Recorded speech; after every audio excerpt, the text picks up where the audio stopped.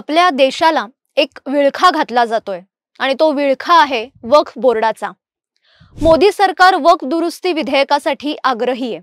या विधेयकासाठी JPC committee सुद्धा स्थापन करण्यात आली होती आणि त्यावेळी सुद्धा विरोधकांनी गदारोळ घातला।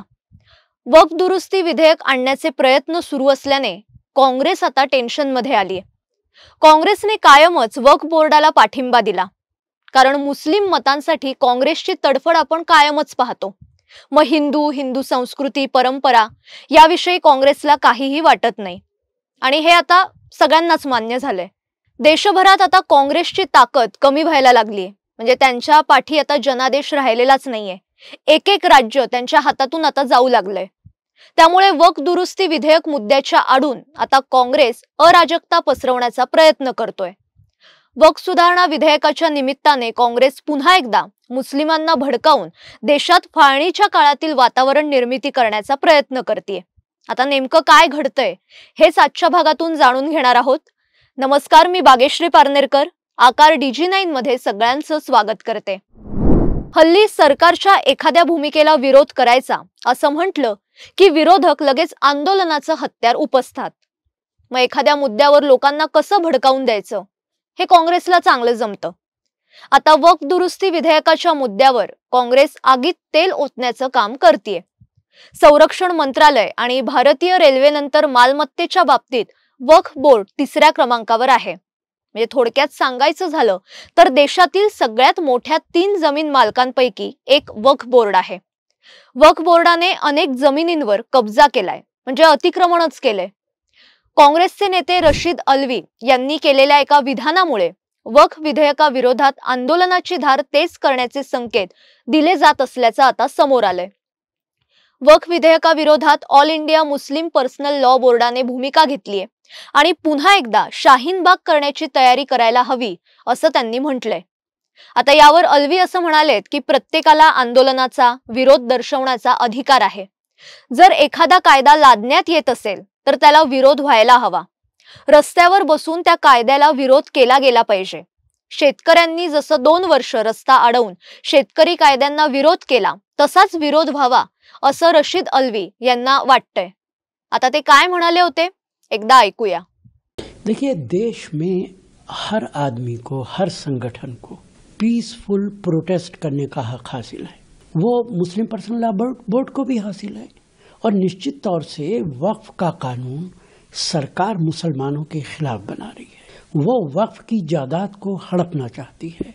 मस्जिद, दरगाहें, इन सब को सवालिया निशान लगाना चाहती है। इसलिए अगर वो प्रोटेस्ट कर रहे हैं और पीसफुल प्रोटेस्ट है तो उनको यह हक हासिल है। किसानों ने इस देश के अंदर प्रोटेस्ट किया है, 2 साल तक लगातार करते रहे। कितने लोग मारे गए, तभी भारत सरकार के कानून में कोई फर्क ही नहीं पड़ा है। 2 साल के बाद कानून को वापस लिया। सरकार की जिम्मेदारी है कि कोई प्रोटेस्ट कहीं भी हो, वहां के लोगों से बात की जाए, उनकी समस्या का समाधान किया जाए। इसलिए अगर ये लोग प्रोटेस्ट कर रहे हैं तो संविधान उनको यह हक देता है।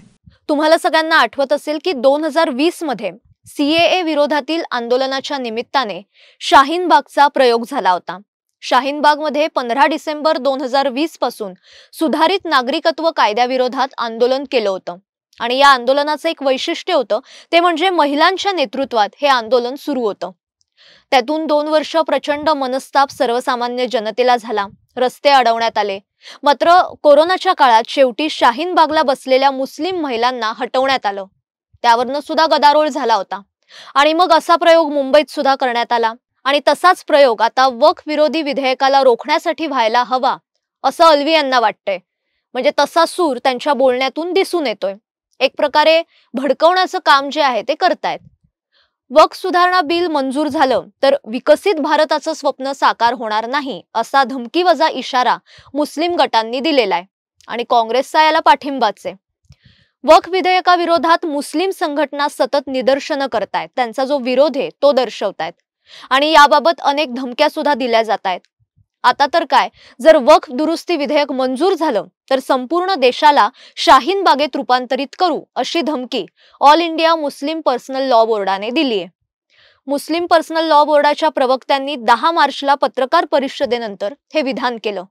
आणि ते असं म्हणाले की त्याविरुद्ध देशव्यापी मोहीम चालवतील आणि शाहीनबाग सारखे निदर्शनं देशभर होतील. म्हणजे असा धमकीवजा इशारा त्यांनी एक प्रकारे आता मोदी सरकारला दिलेला आहे. वक्फ दुरुस्ती विधेयकाविरुद्ध all India Muslim personal law board आणि इतर संघटनांनी पुकारलेल्या निषेधाला जमियत उलेमा ए हिंदने पाठिंबा दिलाय. जमियतचे प्रमुख मौलाना अरशद मदनी म्हणालेत, जर हे विधेयक मंजूर झालं तर जमियत उलेमा ए हिंदच्या सर्व राज्य युनिट्स आपापल्या राज्यांच्या उच्च न्यायालयात या कायद्याला आव्हान देतील. यासोबतच आम्ही सर्वोच्च न्यायालयात सुद्धा जाऊ. गेल्या 12 वर्षांपासून मुस्लिमांनी खूप संयम आणि सहिष्णुता दाखवली आहे असं यांचं म्हणणं आहे. आता ही सहिष्णुता कुठे होती हे जरा शोधावी लागेल. परंतु आता जेव्हा वक्फ मालमत्तेबाबत मुस्लिमांच्या चिंता आणि आक्षेपांकडे दुर्लक्ष करून जबरदस्तीने असंविधानिक कायदा आणला जातोय, तेव्हा निषेध करण्याशिवाय दुसरा पर्याय आमच्याकडे उरलेलाच नाहीये. म्हणजे त्यांचं म्हणणं आहे त्यांनी खूप संयम राखलाय, ते खूप शांत आहेत. असो, ऑल इंडिया मुस्लिम लॉ बोर्डाने जेव्हा वक्फ सुधारणा विधेयकाच्या विरोधात शाहीनबाग आंदोलनासारखं आंदोलन करण्याचं जाहीर केलं, त्यावर काँग्रेस नेते आल्वी म्हणाले, हे आंदोलन शाहीनबाग सारखं न करता शेतकरी आंदोलनासारखं करावं. शेतकऱ्यांनी 2 वर्ष रस्ते रोखून ठेवले होते, याची आठवण पण त्यांनी करून दिली. म्हणजे काँग्रेसला अराजकता निर्माण करायची हे उघड आहे. यातून सरकार अस्थिर करायचं आणि सरकार पाडायचं, हा त्यांचा छुपा उद्देश. काँग्रेसने त्यांच्या सत्ता काळात कायमच मुस्लिम मतांसाठी त्यांचं लांगुलचालन केलं. वक्फ दुरुस्ती विधेयकाच्या माध्यमातून केंद्र सरकार हा विळखा सोडवण्याचा प्रयत्न करतोय, पण ते काँग्रेसला नकोय.